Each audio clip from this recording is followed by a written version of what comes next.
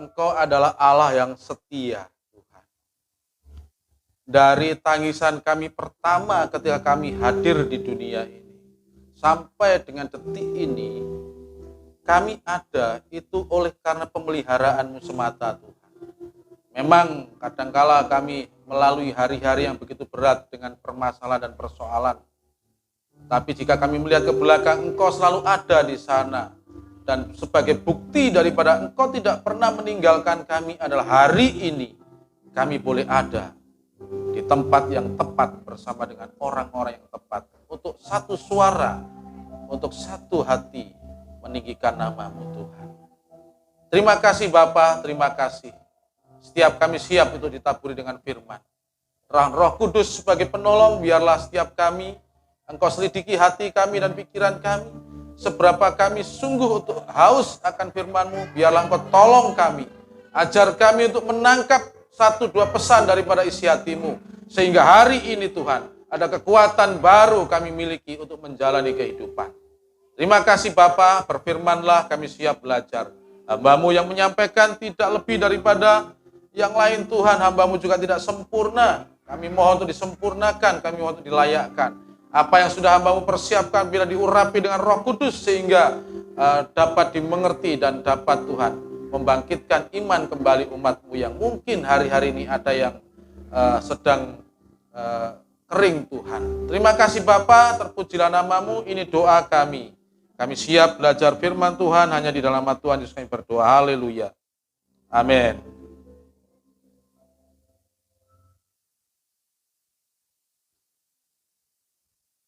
Sekali lagi salam Bapak Ibu. Selamat pagi menjelang siang. 2 minggu kita tidak bertemu di tempat ini.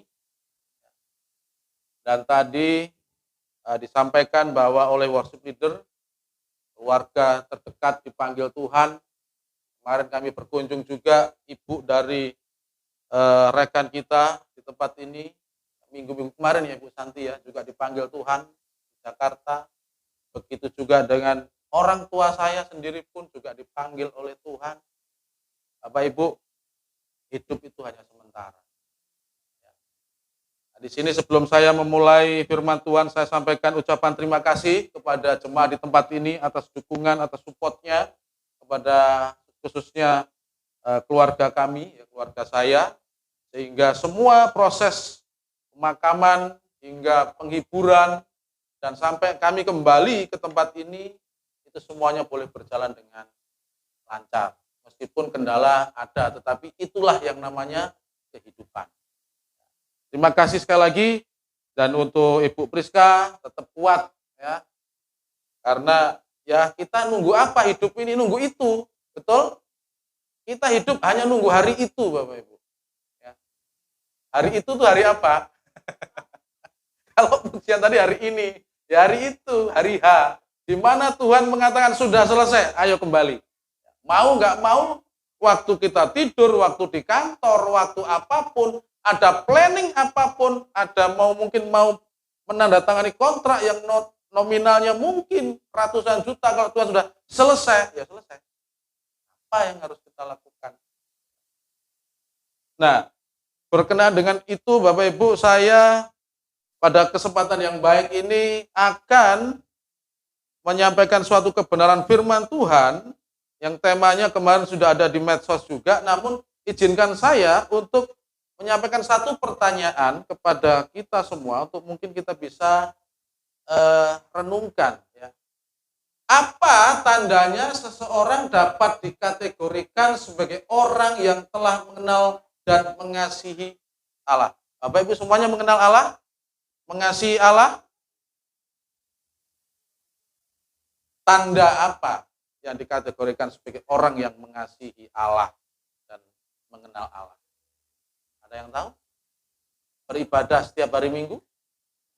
Tanda dari orang yang mengenal dan mengasihi Allah atau kategorinya adalah orang itu mengasihi saudara, ya, mengasihi sesama. Ya, itu adalah tanda dan itu adalah yang dikategorikan kalau kita dekat kepada Tuhan, mengaku mengenal Tuhan, tetapi kita tidak mengenal sesama. Bohong. Karena sesama manusia itu semuanya ciptaan Allah.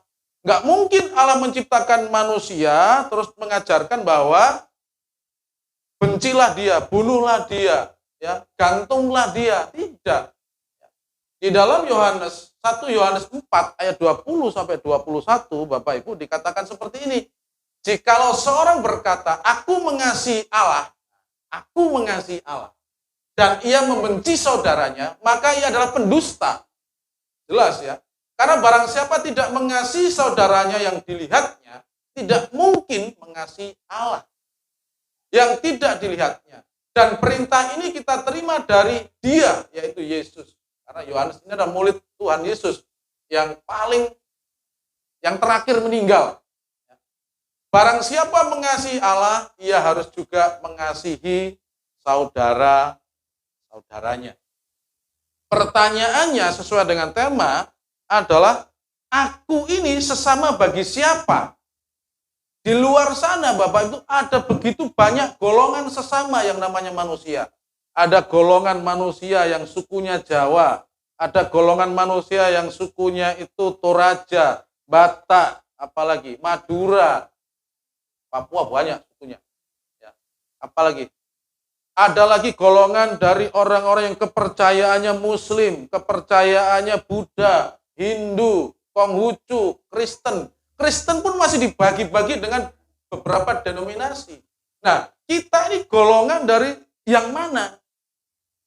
Gitu ya. Mungkin pertanyaan, aku ini sesama bagi siapa? Bagi si A kah? Bagi golongan si B kah? Atau bagi golongan si C sampai si Z?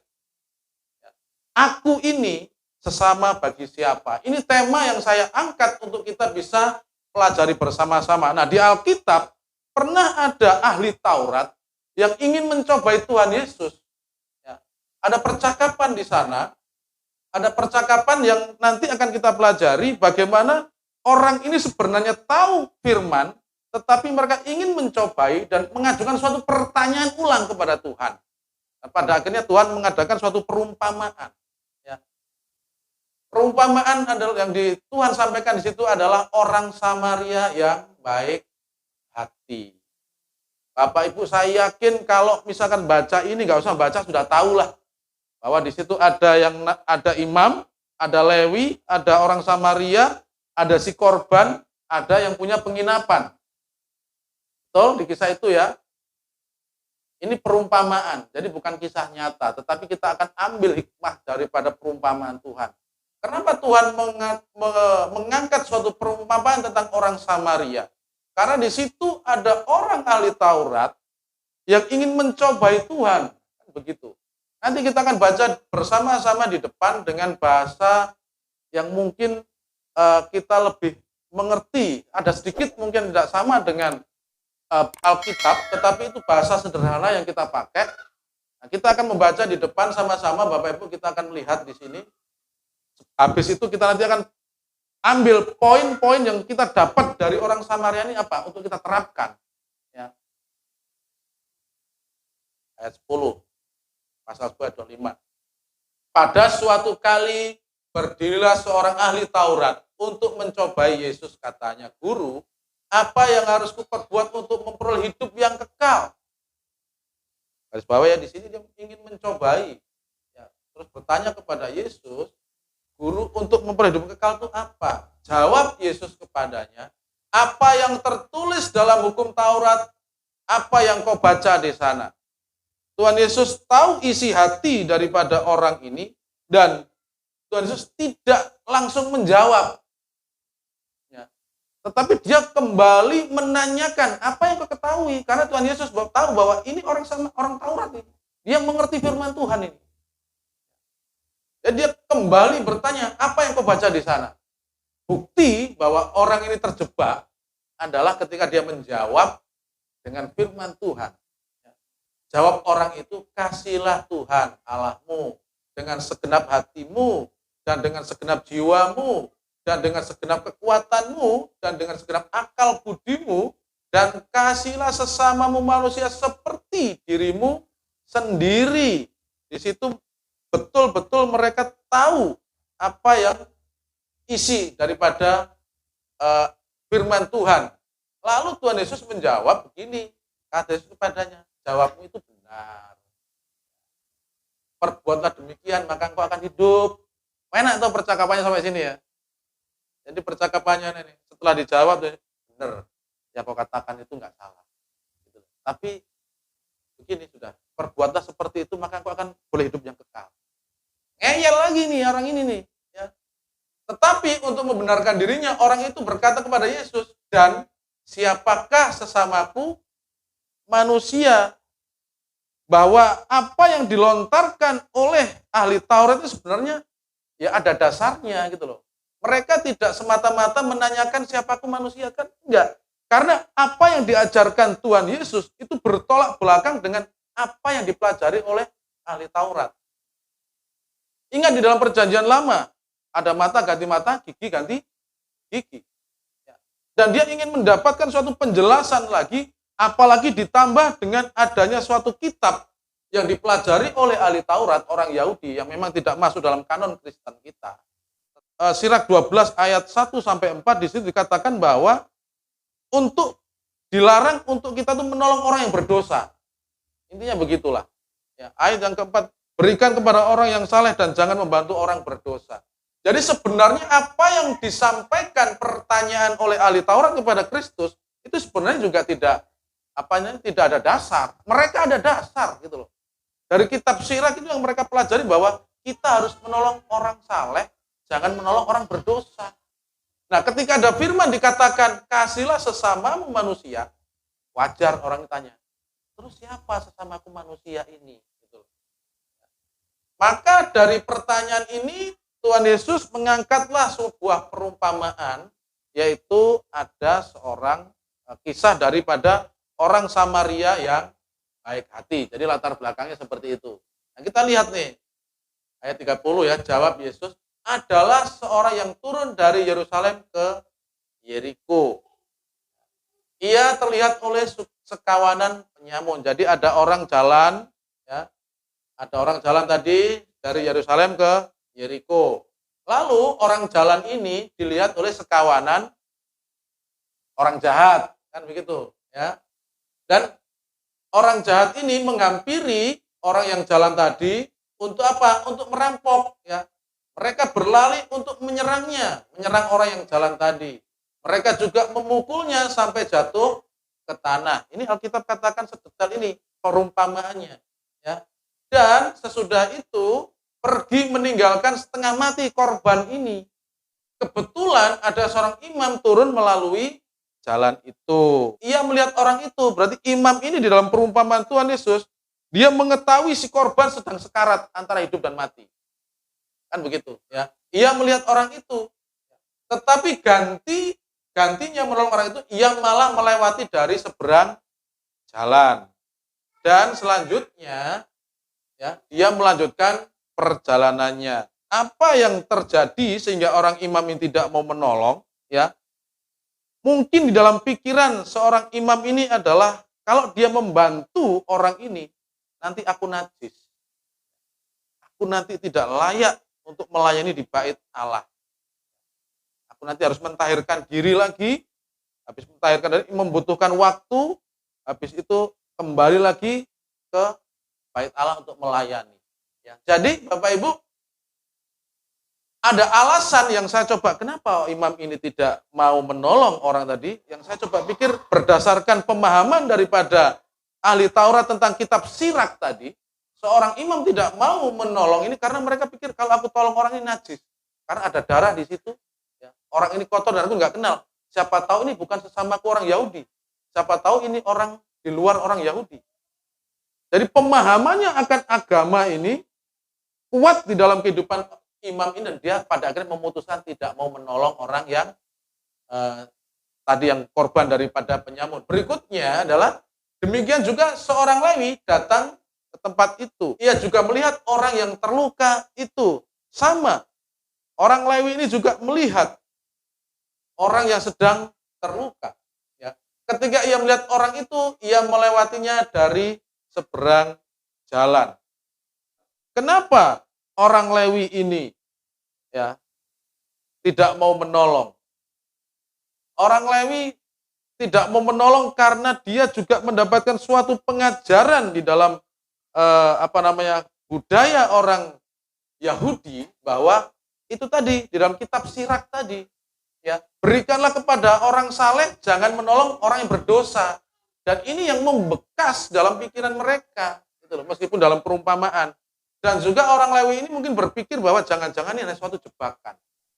Lalu setelah orang Lewi ini jalan, maka di situ Tuhan Yesus mengatakan, datanglah seorang Samaria yang sedang dalam perjalanan ke tempat itu. Jadi jalan yang sama dilalui oleh 3 orang yang berbeda. Yang pertama adalah imam, yang kedua adalah orang Lewi, yang ketiga adalah orang Samaria. Ia melihat itu sama. Dia juga melihat itu sama. Lalu apa kita lihat? Dia tergerak hatinya oleh belas kasihan ketika melihat si korban yang setengah mati tadi. Lalu apa yang dilakukan? Ia menuangkan minyak dan anggur ke atas luka-luka orang itu. Belum selesai di situ, dia melakukan semua yang ia bisa lakukan untuk membersihkan orang itu. Apakah sudah cukup di sini? Belum. Masih lagi ia membalut lukanya. Apakah sudah selesai di sini? Belum. Ya. Kemudian ia menaikkan orang itu ke atas keledai tunggangannya sendiri. Ya. Lalu membawanya ke tempat penginapan. Dan di mana ia memberikan perawatan lebih baik kepadanya. Esok harinya ia menyerahkan 2 dinar kepada pemilik penginapan itu. Apa yang dilakukan oleh orang Lewi ini, Bapak Ibu? Ia melihat dan dia melakukan itu dasarnya karena hati yang tergerak belas kasihan. Kita melakukan perbuatan baik kalau tidak didasari dan tergerak oleh belas kasihan, itu bisa dikatakan belum itu. Itu mungkin karena ada motivasi. Tapi kalau sudah digerakkan dari hati, memiliki belas kasihan, apalagi didasari dengan perintah Tuhan, itu tulus. Orang Lewi, orang Samaria ini, ya, ini adalah orang yang memang sangat tidak disukai oleh orang Yahudi, kita tahu. Kita lanjut dulu. Katanya, rawatlah dia dan jika kau belanjakan lebih dari ini, aku akan menggantinya waktu aku kembali. Yesus menyimpulkan, siapakah di antara ketiga orang ini menurut pendapatmu? Imam yang lewat, orang Lewi yang lewat, orang Samaria yang lewat. Siapakah di antara ketiga orang ini menurut pendapatmu adalah sesama manusia dari orang yang jatuh ke tangan penyamun itu? Ingat ya, adalah sesama manusia. Tadi pertanyaannya, siapakah sesamaku manusia? Tema kita ini, aku ini sesama bagi siapa? Lalu apa yang dikatakan oleh ahli Taurat tadi? Orang yang telah menunjukkan belas kasihan kepadanya. Dari sini aja kita tahu, kenapa dia nggak mau nunjuk orang Samaria itu. Ada kebencian. Ya. Karena apa? Orang Samaria ini adalah dulu memang orang Yahudi. Dulu adalah salah satu daripada 12 murid, tetapi karena adanya kerajaan Israel, kerajaan utara, ya kan, zamannya Salomo itu masih satu kerajaan, Israel. Tapi ketika Salomo meninggal, maka terpecah menjadi 2, selatan dan utara. Utara beribu kota di Samaria, dan yang selatan beribu kota di Yerusalem. Ya, Yehuda sama Benyamin itu yang ada di beribu kota di Yerusalem. Nah, ketika pecah ini, kerajaan Israel utara yang beribu kota di Samaria itu jahat. Kalau Bapak itu lihat kisah raja-raja itu, lebih banyak jahatnya daripada baiknya. Lalu mereka hancur, ditawan oleh Raja Asyur, diangkut, ya, dan di situ diganti dengan orang-orang suku lain, dan di situ terjadilah kawin campur, disitulah terjadi tidak murninya keturunan bangsa Israel dari versi di sebelah yang utara itu. Dan dari situlah maka orang Yahudi yang murni keyahudiannya, itu mereka nggak suka dengan mereka. Kalau Bapak Ibu melihat kitab Esra, bagaimana ketika orang Israel dalam pembuangan dan mereka kembali ke Yerusalem, ketika mereka mau membangun bait Allah, Esra baca. Di Esra 10 atau berapa itu. Mereka berpuasa, mereka menangis, berdoa, dan mereka mengadakan apa? Suatu kumpulan dan mendapatkan suatu visi dari Tuhan bahwa siapapun yang menikah, baik suami atau istrinya bukan orang Israel, harus diceraikan. Harus dibuang dari keluarganya. Meskipun untuk anaknya, kalau anaknya itu hasil kawin campur, harus dibuang. Itu Esra mengajarkan seperti itu. Kalau Bapak Ibu baca kitab Esra.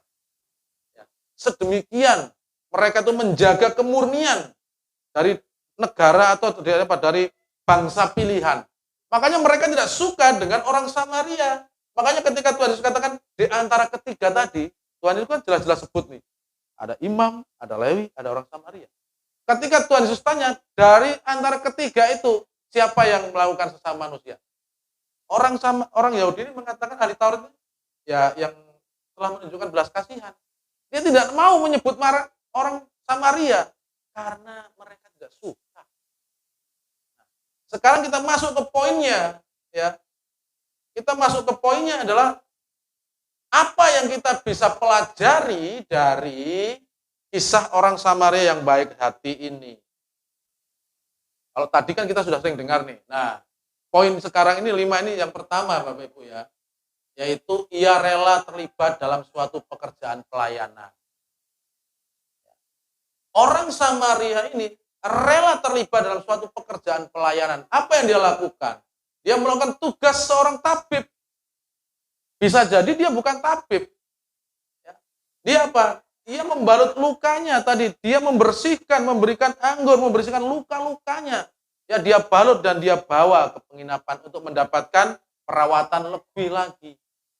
Jadi yang bisa kita pelajari dari orang Samaria ini, Bapak Ibu, yang pertama adalah ia itu mau melibatkan diri dalam suatu pelayanan. Kembali kepada kita. Ini, dia menuangkan minyak dan anggur ke atas luka orang itu. Kembali kepada kita. Ketika kita melihat apa yang sudah kita pelajari tadi. Poin pertama, ia rela untuk melibatkan diri dalam suatu pelayanan. Apakah ketika kita menjadi orang percaya, kita berhimpun dalam suatu perkumpulan, kita sudah melibatkan diri dalam suatu pekerjaan pelayanan? Bapak Ibu yang akan menjawab. Tuhan perlengkapi Bapak Ibu itu dengan karunia dan talenta. Saya sering katakan, minimal kita itu 1 talenta Tuhan kasih. Minimal 1 karunia Tuhan kasih. Untuk apa? Untuk memperlengkapi tubuh Kristus. Pelayanan tidak harus ada di gereja. Di luar ketika Bapak Ibu melayani orang itu suatu pelayanan. Justru kami mendorong kepada jemaat di tempat ini, kalau misalkan ada pelayanan di luar, lakukan itu. Kembangkan itu. Kalau bingung, tanyalah kepada kami. Kami siap dan dengan senang hati membimbing. Ya. Hari Minggu kumpul lagi di sini, bersorak-sorai memuji Tuhan, bertepuk tangan merayakan. Senin, Selasa, Rabu kita melayani di luar lagi menjangkau jiwa. Itu luar biasa. Aku nggak bisa. Kan kemarin sudah saya katakan 2 minggu yang lalu, sebelum saya berangkat. Mengabarkan Kristus, itu kabarkanlah pengalaman pribadi. Ya, ada kalanya mungkin kita mengabarkan dengan teologi yang ada, tetapi itu jarang dapat. Tetapi kalau kita mengajarkan dengan pengalaman yang ada, Bapak Ibu percayalah itu akan menjadi berkat. Orang gila yang dikira sempat saya singgung itu. Ketika dia mengabarkan, apa yang dia kabarkan? Ya pasti, aku dulu gila, kan mungkin sempat saya kemarin singgung. Aku dulu gila, seingatku kata orang-orang dirantai, dan aku nggak pakai baju. Tetapi ketika Yesus ada, Yesus datang, tiba-tiba aku sadar dan aku mau ikut tapi nggak boleh. Pasti ada pertanyaan, Yesus yang mana? Yesus yang itu, yang kemarin menyembuhkan saya. Di situ sudah ada dialog. Jadi kalau kita mau melibatkan diri dalam pelayanan, Bapak Ibu, nggak susah. Pengalaman pribadi itu kita bawa dan kita bagikan kepada tetangga kanan kiri kita.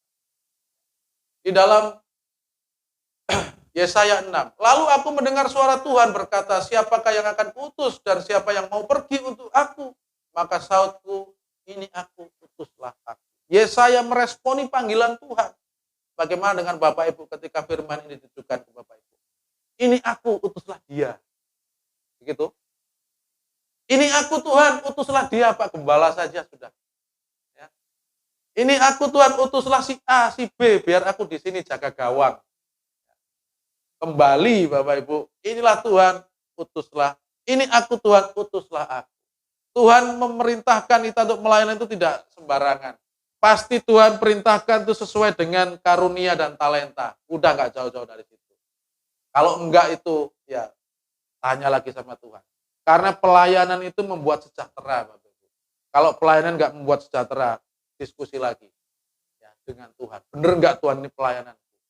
Karena pelayanan itu macam-macam bentuk. Yang kedua yang bisa kita pelajari apa? Orang Samaria tadi, ia tidak memandang ras, tidak memandang latar belakang, tidak memandang status sosial. Di dalam perumpamaan tadi, apakah orang Samaria ini menanyakan, kau dari suku mana?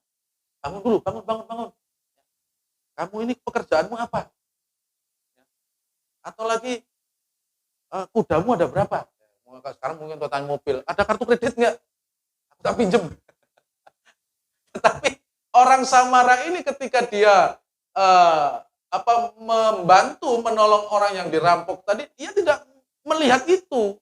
Ya, dia tidak melihat suku, dia tidak melihat latar belakang, status sosial, dia berpendidikan sarjana kayak apa kayak enggak. Orang ini sekarat, dia tidak usah tanya, langsung dia rawat. Pelajaran kedua yang kita dapat.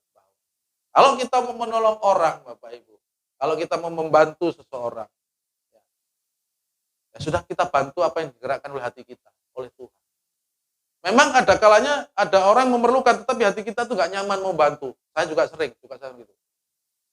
Ada orang ketemu gini mau bantu kok kayaknya nggak nyaman, nggak ada dorongan untuk hal itu. Jangan dipaksa. Tapi sedapat-dapatnya kita komunikasi. Kenapa? Karena gini loh, kan banyak motif. Ya. Banyak motif dan banyak sekali hal-hal yang bisa menjebak kita. Karena orang itu semakin pintar sekarang. Ya. Maksud kita baik, ada ditanggapi jelek. Orang Samaria itu, dia melihat dan dia datang dan dia langsung action melakukan pekerjaannya. Dia tidak menanyakan latar belakang dari orang yang sakit tadi. Yang ketiga yang bisa kita pelajari adalah ia dapat mengatur keuangan. Ya. Dari 5 yang kita bisa pelajari dari seorang Samaria tadi, perumpamaan Tuhan Yesus yang ketiga, ia dapat mengatur keuangan, ya. Ia memiliki uang untuk membantu orang lain. Ya. Keesok harinya ia menyerahkan 2 dinar kepada pemilik penginapan itu. Di situ dikatakan kan seperti itu. Tuhan Yesus di situ menyebut dinar. Dinar ini mata uang Romawi. Mata uang orang Yahudi itu mina. Jadi kalau kita bisa pelajari tentang orang Taurat tadi yang tanya, Tuhan Yesus menyinggung banyak hal. Dia tidak menyampaikan 2 mina, tapi 2 dinar. Orang Romawi ya juga kafir bagi orang Yahudi. 2 dinar ini, 1 dinar adalah upah 1 hari kerja. Kalau dia memberikan 2 dinar berarti 2 hari kerja dia kasih ke penginapan untuk merawat orang yang korban dari penyamun tadi. Kalau dihitung ke sekarang tuh UMR berapa ya? Berapa UMR-nya? 3.400.000 UMR. Papua regional 3.400.000 mungkin. 3.400.000 kalau kerja 1 bulan itu 20 hari. 1 hari 8 jam. Berarti akan ketemu 1 harinya itu sekitar 170.000. Berarti kalau dikali 2 dinar ya udah 340. Dikasih ke penginapan khusus untuk merawat korban ini, uang dia. Dan dia mengatur itu. Mungkin karena dia perjalanan, dia juga membawa uang yang lain. Ini pikiran saya aja. Mungkin dia membawa uang yang lain, tetapi kegunaannya adalah nanti. Untuk perjalanan dia kemana akan digunakan itu. Jadi dia memiliki hikmat, ya. Dan di sini tadi bahwa harus teratur. Dia memiliki uang, kembali lagi di sini.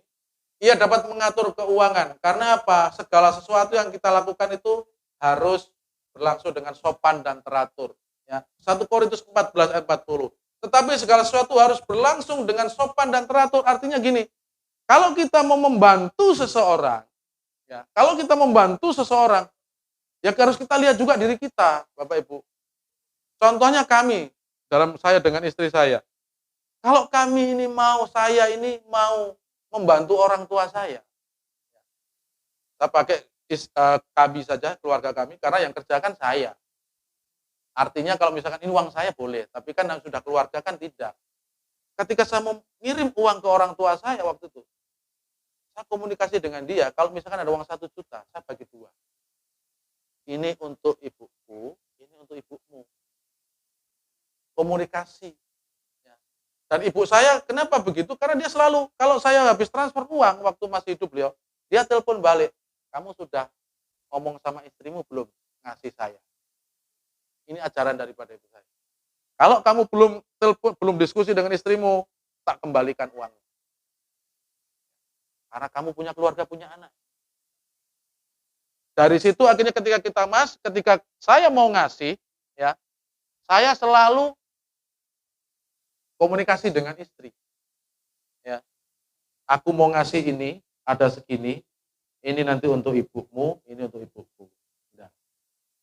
Dua-duanya dapat. Ada komunikasi dan itu akan menjadi berkat. Jangan Bapak Ibu, ini kami nasihat. Kalau mau membantu keluarga, bantulah tapi diskusikan dengan pasanganmu. Jangan sembunyi-sembunyi. Nanti menimbulkan masalah. Nanti akan menimbulkan masalah. Segala sesuatu harus dengan sopan dan teratur. Berikutnya, apa yang kita pelajari yang keempat? Ia memiliki nama baik. Amsal 22, nama baik lebih berharga daripada kekayaan besar, dikasih orang, lebih baik daripada perak dan emas. Apa nama baik yang dilakukan, yang dimiliki oleh orang Samaria ini? Katanya, rawatlah dia dan jika kau belanjakan lebih dari ini, aku akan menggantinya waktu aku kembali.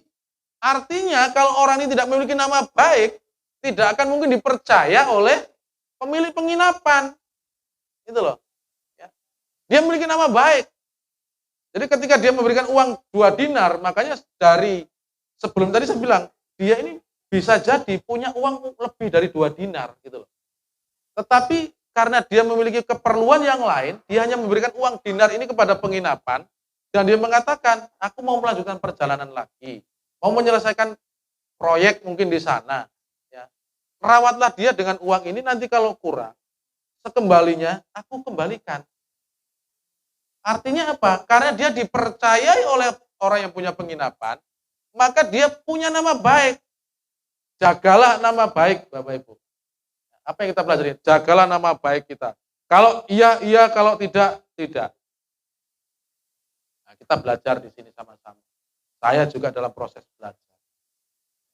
Karena nama baik itu lebih daripada apa tadi? Kalau kita lihat ini, nama baik lebih berharga dari kekayaan besar. Kita kaya, tapi kalau di belakang orang semua membicarakan kita, apa gunanya? Orang hanya tersenyum ketika kita lewat, ya Pak, ya Pak. Tapi di belakang, iya ini kaya karena babi ngepet. Ya kaya ini karena, itu sudah kandang bubrah, kalau saya bilang.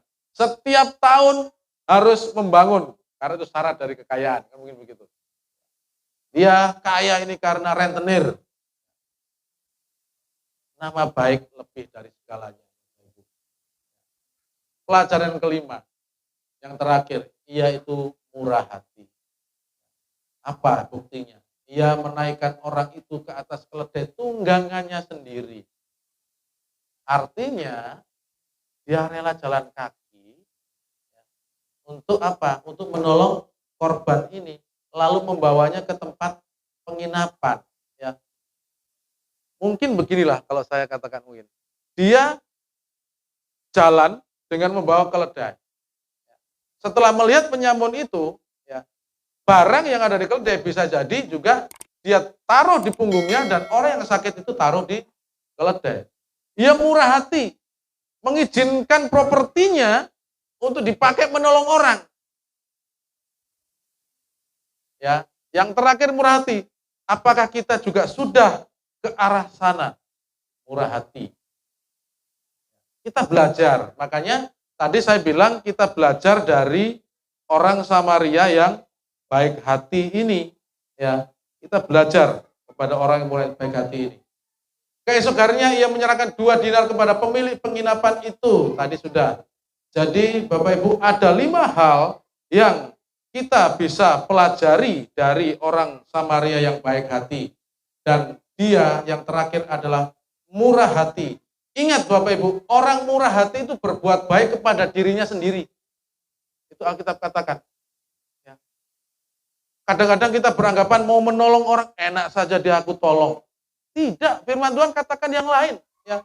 Orang yang murah hati berbuat baik kepada dirinya sendiri. Tetapi orang yang kejam menyiksa badannya sendiri. Pegang ini sudah kalau mau menolong orang. Kalau kita mau menolong orang, itu nolong diri sendiri. Ya. Saya membanggakan ibu saya. Ketika ibu saya waktu buka warung di bandara. Ada orang beli, karena orang beli itu nggak punya uang, ya sudah, nggak apa-apa, ini berkat kok pergi. Ada orang datang, Bu, aku nggak punya uang cuma segini mau makan, boleh nggak? Dikasih lebih malah. Tapi ketika ditanya sama orang, saya ada di situ. Kenapa nggak rugi kah? Saya melakukan ini untuk anak-anak saya, untuk saya. Siapa tahu anak-anak saya nanti waktu kemana dia nggak ada uang. Biarlah yang saya tanam sekarang ini nanti tumbuh di tempat lain melalui anak-anak saya, cucu saya.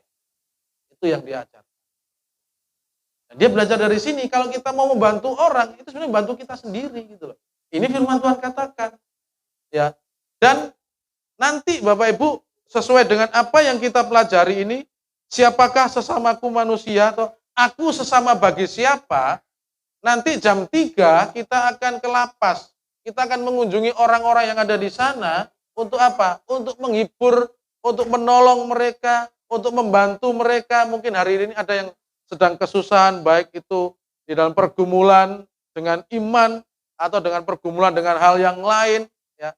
Kita nanti sama ke sana jam 3. Jam 3 ya, jam 3. Nah, saya rindu untuk mengulang apa yang sudah kita lakukan, gereja ini yang sudah kita lakukan, 1 bulan yang lalu, ya kita bisa melihat video yang kita, mungkin Bapak Ibu sudah ada melihat di YouTube, tetapi alangkah baiknya kalau ada yang belum buka YouTube, kita lihat apa yang sudah kita lakukan untuk sesama kita manusia ya. Ini tanggal 2 Agustus lalu.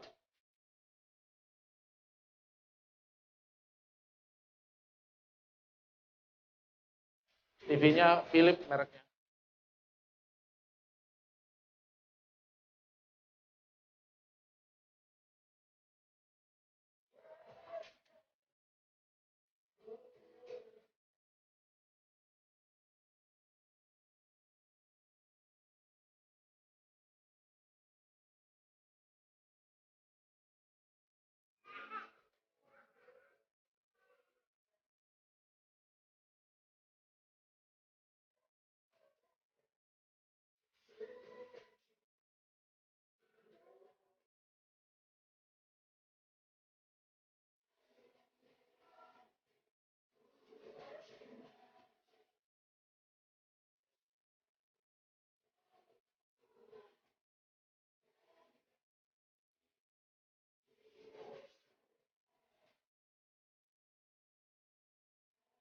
Ya.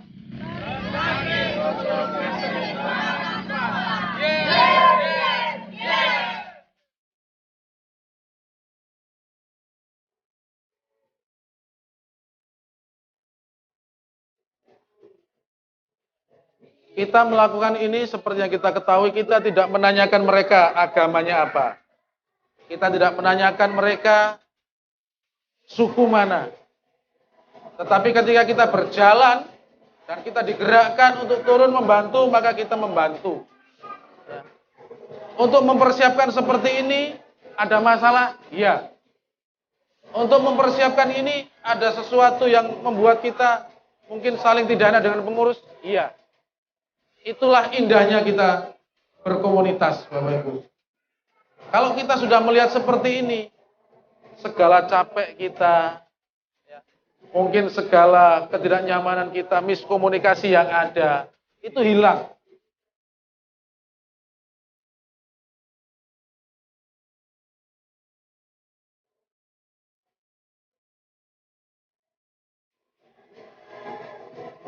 Kita tidak tahu, siapa tahu semalam orang yang duduk itu berdoa, Tuhan aku tidak ada beras, Tuhan aku tidak ada mie. Ya, dan kita menjadi salah satu orang yang dipakai Tuhan. Kita tidak tahu. Mungkin orang ini sedang merenung, Aku hari ini akan makan apa? Bisa jadi kita dipercaya ke sana karena di situ ada biskuit, roti apa itu?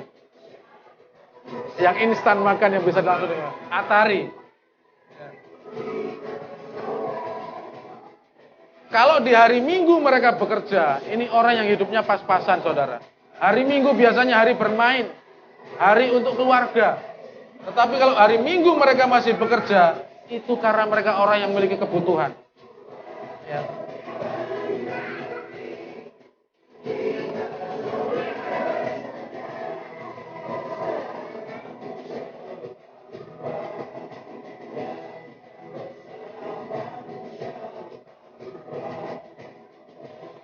Kesini nih orang ini jujur Bapak Ibu. Kesaksian dari teman-teman. Ketika kakak Jessica ngasih, berikutnya ada yang mau ngasih, dia tolak. Saya sudah mendapatkan dari orang yang memiliki kaos yang sama dengan kakak. Cari, berikan.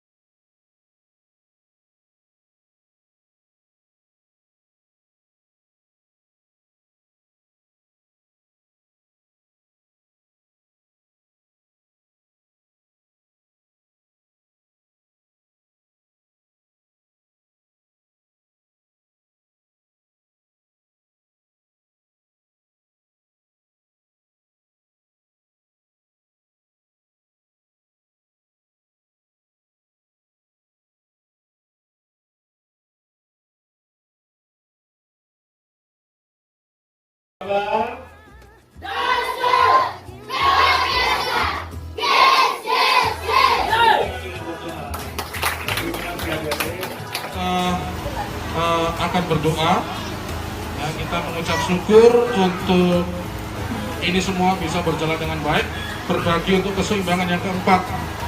Kalau Tuhan izinkan masih nanti ada yang seri 5, seri 6, seri 7, seri 8, 9 sampai Tuhan izinkan nanti selesai.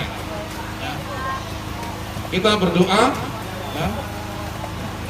Kita arahkan hati kita karena setelah ini kita juga pamit karena dari pagi kita juga belum. Ya, salam. Puji nama Tuhan. Pada sore hari ini, Bos Vicky atau yang banyak kurang tadi disebutkan. Kalau ada yang belum tahu nih Panti di Komba, keseimbangan. salah satunya pengurusnya juga kami juga. Hadir dan terima kasih buat anak-anak di Panti di tempat ini.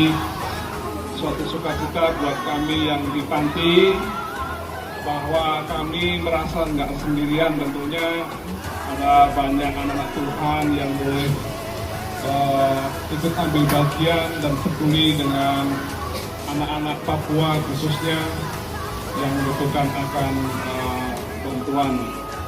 Ya, kami sangat berterima kasih. Ini menjadi satu menolong untuk kelangsungan juga buat kami di sini. Tentunya kami nggak bisa membalas akan semua kebaikan dari Bapak Ibu semua. Ya. Kami hanya bisa mendoakan bahwa apa yang Bapak Ibu buat, Tuhan akan memberkati.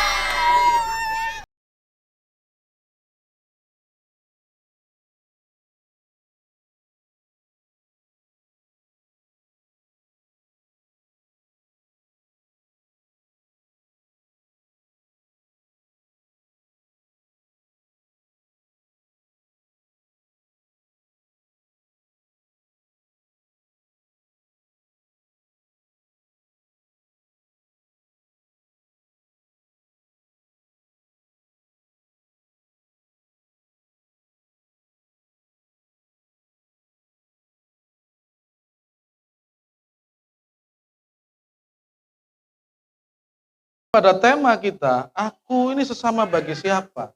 Melalui pelajaran kita dapat dari orang Samaria yang baik hati. Maka sesama kita adalah semua manusia yang ada yang kita jumpai.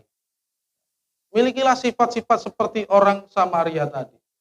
Saya bisa menyimpulkan bahwa apa yang diajarkan oleh Tuhan Yesus dari perumpamaan orang Samaria yang pertama adalah ia menunjukkan bahwa agama yang benar itu bukannya bergantung kepada peraturan atau upacara agama semata, tapi juga melakukan perbuatan kasih dalam membawa keuntungan terbesar kepada orang lain dalam kebaikan sejati. Tuhan menghendaki kita mengasihi sesama, bukan manusia yang sesama kita. Beda ya, ngerti ya? Tuhan menghendaki kita mengasihi sesama manusia, bukan manusia yang sesama dengan kita. Kalau manusia yang sesama dengan kita, berarti ya segolongan dengan kita, seiman dengan kita, ya, mungkin sesuku dengan kita. Dan kita membutuhkan kasih karunia untuk memampukan kita mengasihi orang lain. Minta kepada Tuhan, Tuhan, berilah aku belas kasihan untuk mengasihi orang lain, supaya aku berdampak. Dan yang terakhir yang bisa saya sampaikan kepada kita semua, pergilah dan perbuatlah demikian. Kita nanti akan mengerjakan itu di lapas. Kemarin sudah kita bagi kelompoknya, orangnya. Jadi nanti kita akan menjadi berkat di sana dengan apa yang bisa kita lakukan dan apa yang sudah kita kerjakan. Ya. Memang ada kalanya di dalam mempersiapkan sesuatu terjadi, tetapi Tuhan izinkan untuk mendewasakan kita. Baik, mari kita tundukkan kepala kita, mari kita berdoa. Tuhan, terima kasih untuk saat ini firman-Mu sudah kami pelajari, dan kami mohon Engkau memampukan kami Tuhan, supaya kami ya Bapa memiliki hati yang berbelas kasihan kepada Engkau. Ajar kami untuk mengerti setiap bahasa cinta-Mu, agar kami dekat kepada-Mu ya Bapa. Terima kasih Allah. Terima kasih. Ajarilah kami bahasa cinta-Mu, agar kami dekat kepada-Mu ya Tuhanku.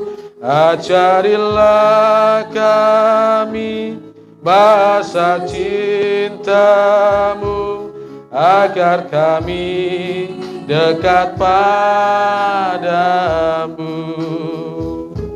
Ajarilah kami bahasa cinta-Mu, agar kami dekat padamu ya Tuhanku. Ajarilah kami bahasa cinta-Mu, agar kami dekat pada. Sekali lagi, ajarilah kami, ajarilah kami. Amin, amin, amin. Yes, ajarilah kami bahasa cinta-Mu, agar kami dekat padamu, agar kami dekat padamu. Sekali lagi, agar kami dekat padamu.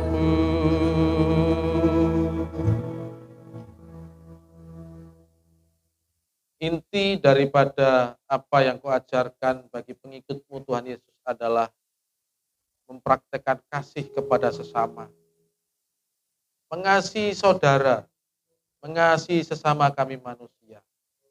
Hari ini Engkau ajar kami untuk belajar dari sosok pribadi di dalam perumpamaan orang Samaria yang baik hati. Ada 5 poin yang dapat kami pelajari Tuhan. Yang terakhir adalah bermurah hati. Tuhan, ajar kami untuk memiliki kasih kepada sesama. Mampukan kami ya Bapa, karena pada dasarnya ketika kami mempraktekkan kasih, ketika kami berbuat baik, itu pada intinya sesuai dengan firman-Mu bahwa kami berbuat baik kepada diri kami sendiri. Kami menolong diri kami sendiri. Terima kasih Bapakku, terima kasih Allahku, terpujilah namamu, terpujilah Engkau. Terima kasih Tuhan, terima kasih. Terima kasih Allah, terima kasih.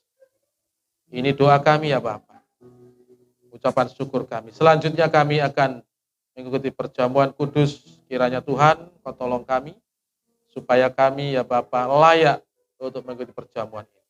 Di dalam nama Tuhan Yesus kami berdoa, haleluya. Amin.